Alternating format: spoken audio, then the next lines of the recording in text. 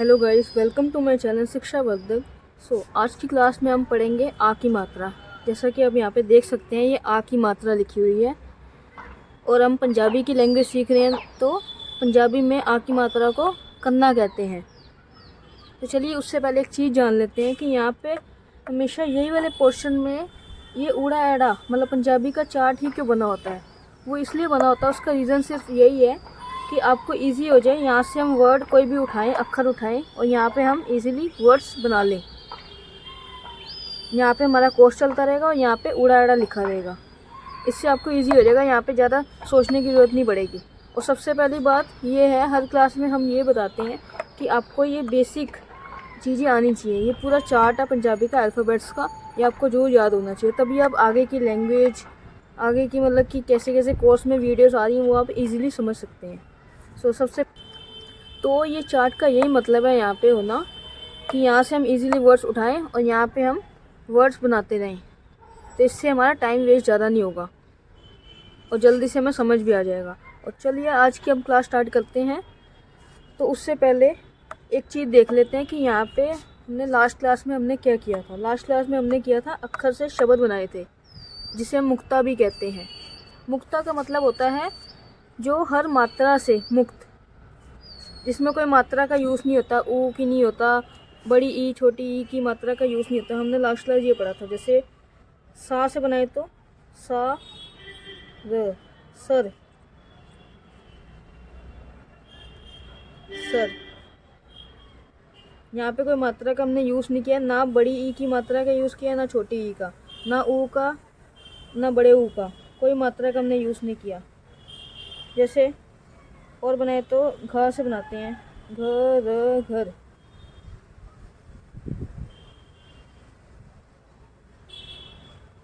चर से बनाए तो चर, चर। हमारी लास्ट क्लास की क्लास ये थी मुक्ता की।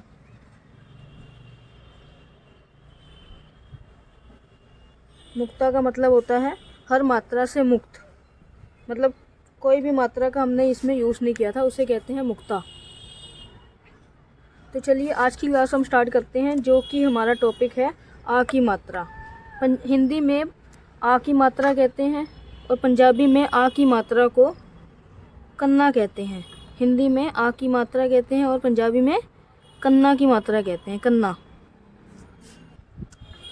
हिंदी में जो सा आ की मात्रा होती है वो होता है एक ये पूरा डंडा, और यही डंडा अगर हाफ हो जाए तो ये कन्ना कहलाता है, जो कि है पंजाबी लैंग्वेज की मात्रा। ये जो से एक लाइन है वो पूरी है हिंदी में आ का डंडा, आ की मात्रा कहलाती है। और यही अगर आधी हो जाए तो इसे हम पंजाबी में कन्ना की मात्रा कहते हैं। तो आपको ये होप्स आपको ये क्लियर होगी आ की मात्रा। हिंदी में आ की मात्रा कहते हैं और पंजाबी में आ की मात्रा को कन्ना की मात्रा कहते हैं, कन्ना। तो चलिए इसके हम वर्ड्स बना लेते हैं। जैसे आ से आ को कन्ना की मात्रा माँ, आम। यहाँ पे साइड में मैंने हिंदी भी लिख दी है, आपको इजी हो जाए। का से बनाए तो का को कन्ना की मात्रा रा, कार।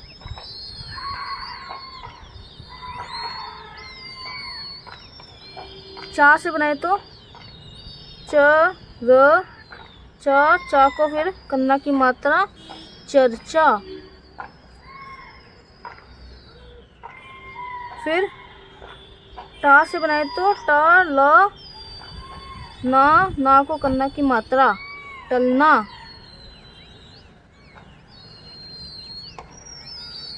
ब से बनाते हैं बस, र, सा को कन्ना की मात्रा ना को कन्ना की मात्रा बरसाना।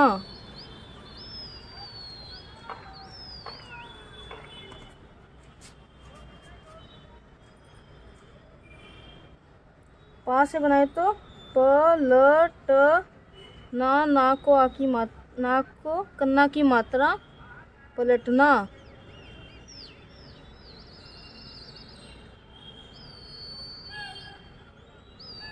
छा से बनाए तो छ को कन्ना की मात्रा ला, छाल।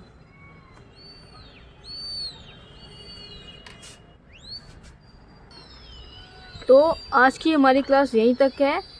तो अब आपको क्या करना है, अब आपको ये दोबारा चार्ट अच्छे से याद कर लेना है, बोल बोल के याद करना है। और उसके बाद जैसे मैंने ये वर्ड्स बनाए हैं कन्ना की मात्रा वाले, वैसे ही आपको 5 या 10 वर्ड्स आपने खुद से बनाने हैं, तभी आपको ये पूरा ये टॉपिक क्लियर हो पाएगा, कन्ना की मात्रा वाला। और बस में हम और मात्राओं का यूज़ करना देखेंगे, कैसे कौन सी मात्रा का यूज़ होता है। तो आज की क्लास यहीं तक है। So thank you guys so much.